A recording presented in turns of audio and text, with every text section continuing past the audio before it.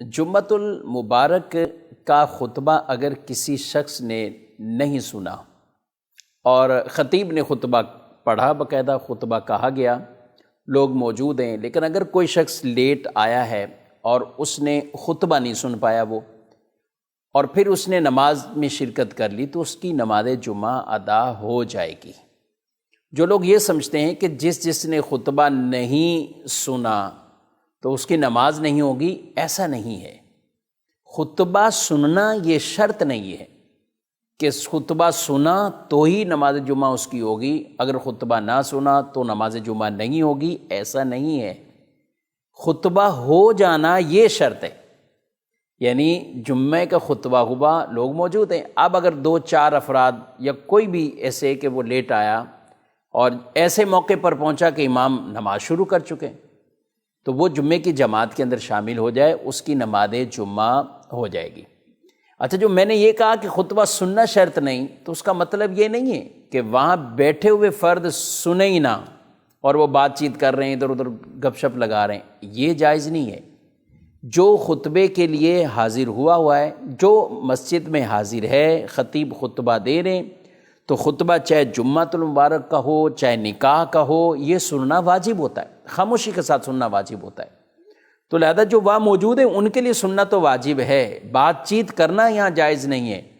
لیکن ایک ہے کہ کیا خطبہ سنے بغیر کسی کی نماز جمعہ ہوگی نہیں، تو ایسا نہیں ہے۔ اگر کوئی شخص لیٹ آیا ہے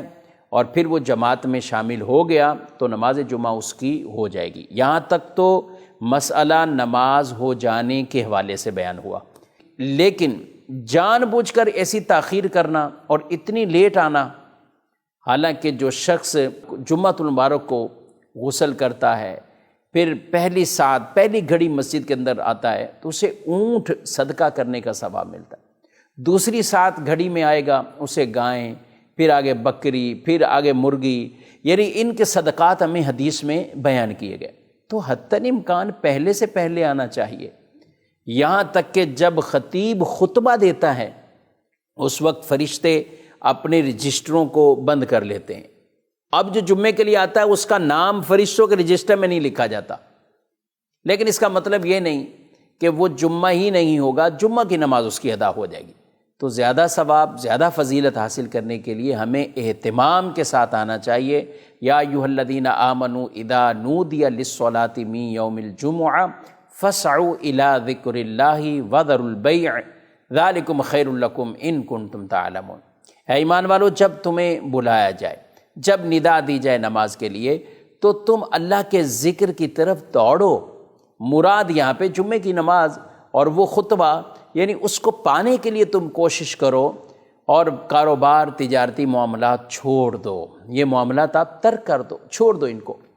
اور یہ تمہارے لیے بہتر اگر تم جانو۔ تو لہذا خلاصہ کلام یہ ہوا کہ اگر خطبہ باقاعدہ ہوا ہے مسجد کے اندر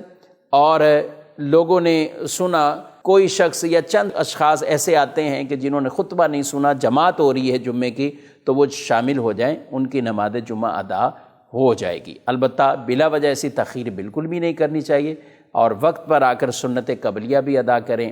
خطبہ بھی سنیں اور جماعت کے ساتھ نماز پڑھیں گے، انشاءاللہ اس کی برکات اور ثواب زیادہ ملے گا۔